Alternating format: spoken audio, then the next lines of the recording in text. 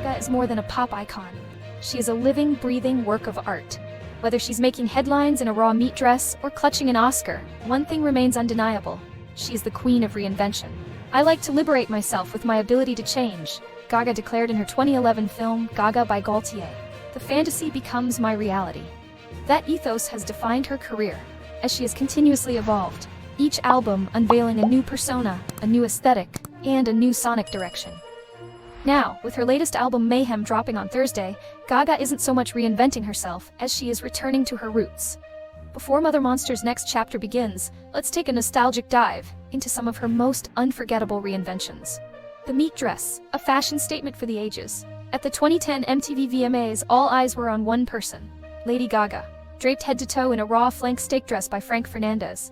It wasn't just a jaw-dropping fashion statement, it became an iconic pop culture moment. Adding to the spectacle, she accessorized with a matching meat purse, which she famously handed to Cher while accepting a VMA award. That night, Gaga also teased her upcoming album Born This Way, giving fans a taste, quite literally, of what was to come. Jo Calderone, her greaser alter ego. Gaga's Born This Way era brought another unforgettable transformation. Jo Calderone, her swaggering, cigarette-wielding Jersey boy alter ego. She fully embodied Calderone at the 2011 VMAs, staying in character all night, even while accepting awards and presenting Britney Spears with the Video Vanguard Award. The persona debuted in the Yo and I music video, but according to Gaga, Jo has since left us. R.I.P. Jo. The egg arrival, a red carpet like no other. If there's one thing Gaga knows how to do, it's make an entrance. At the 2011 Grammys, she arrived encased in a giant translucent egg, carried by latex-clad attendants. The futuristic vessel, designed by Hussein Chalayan, was not just for show. Gaga later hatched from it on stage during her electrifying performance of Born This Way. Jazz Queen, a surprising pivot with Tony Bennett. After the polarizing reception of her 2013 album Art Pop, Gaga stunned fans by teaming up with the legendary Tony Bennett for Cheek to Cheek, a jazz album that showcased her versatility. The collaboration was a resounding success, leading to a second album, Love for Sale, in 2021, and a Las Vegas jazz residency that ran until 2024. Their musical partnership proved Gaga wasn't just a pop star. She was an artist with boundless range. When Bennett passed away in 2023, it marked the end of an era, but their timeless duets remain. Going folk? The Joanne era. Long before the current country pop wave, Gaga took a bold turn into folk and country-inspired music with her 2016 album Joanne. Stripping away the theatricality, she embraced a more intimate, acoustic-driven sound, featuring hits like Million Reasons and Hey Girl, a stunning duet with Florence Welch. The album's aesthetic was just as striking, a pink cowboy hat and a softer, more vulnerable Gaga. The Oscar winner, A Star is Reborn. By 2019, Gaga had already conquered the music industry, but she wasn't done yet.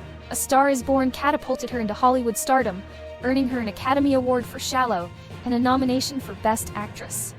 Her electrifying performance with Bradley Cooper at the Oscars sent the internet into a frenzy, cementing her status as a multi-hyphenate powerhouse. The eternal advocate, more than just an artist. While Gaga constantly reinvents her image, one thing remains unchanged: her unwavering commitment to advocacy. Through her Born This Way Foundation, she empowers young people to embrace kindness and courage.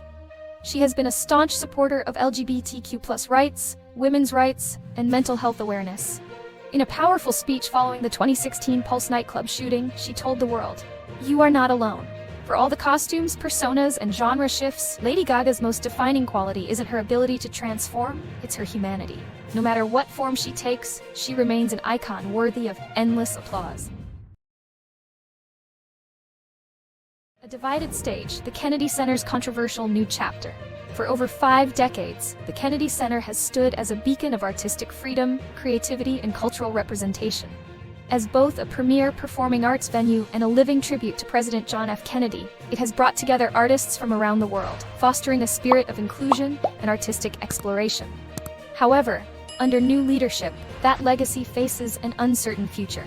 In a historic first, President Donald Trump has been appointed chairman of the Kennedy Center, a move that has sparked intense controversy.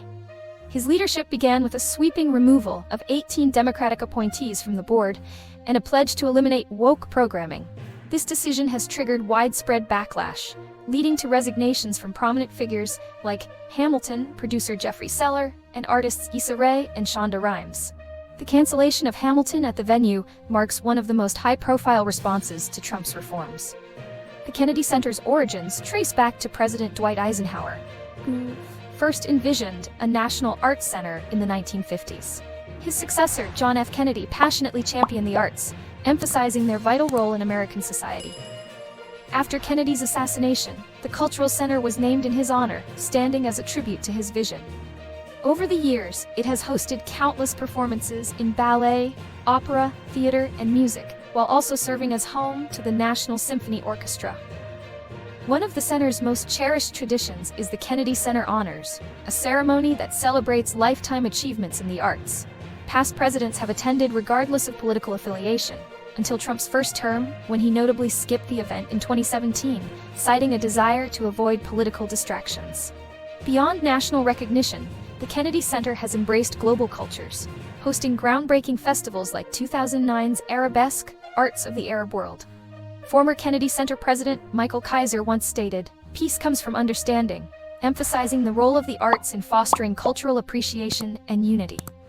Under Deborah Rutter's leadership, the center prioritized social impact, introducing its first hip-hop culture program and expanding diversity initiatives.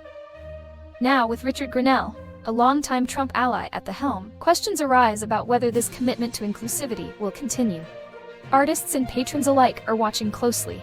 Michelle Mulitz, daughter of longtime Kennedy Center philanthropists, expressed both concern and hope for the future. "You can't underestimate the strength of the creative community," she said.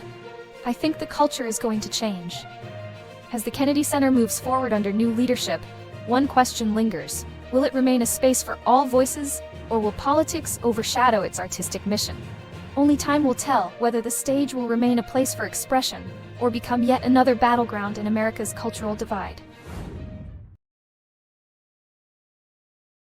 Sean Diddy Combs accused of forcing employee into sex act in explosive new indictment. Federal prosecutors have unveiled shocking new allegations against music mogul Sean Diddy Combs, claiming he coerced an employee into engaging in sex acts and used intimidation, threats, and financial leverage to enforce his alleged decades-long sex trafficking operation.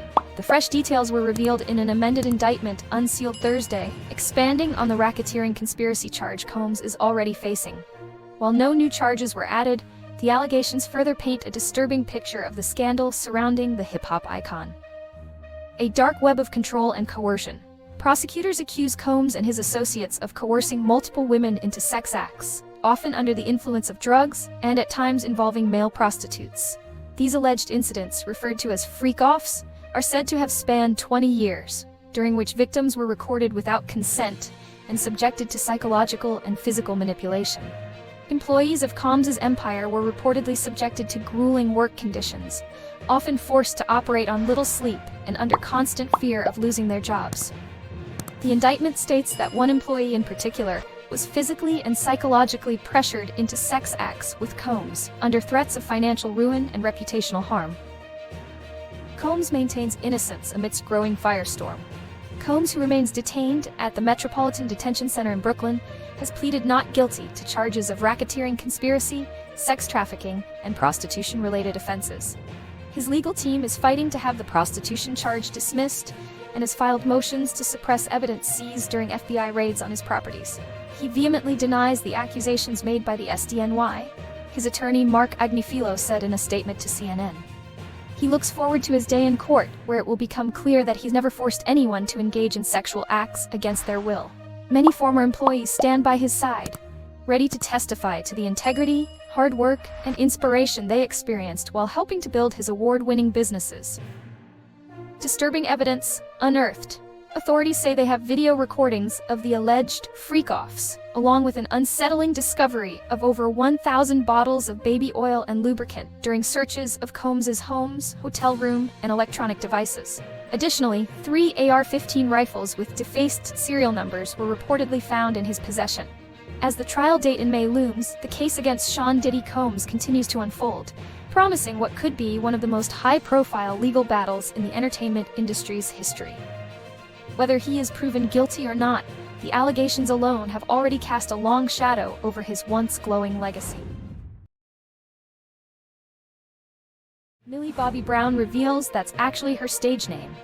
At least Millie Bobby Brown won't have to change the initials for monogrammed towels. The Stranger Things star has revealed that her professional name is not actually her real name.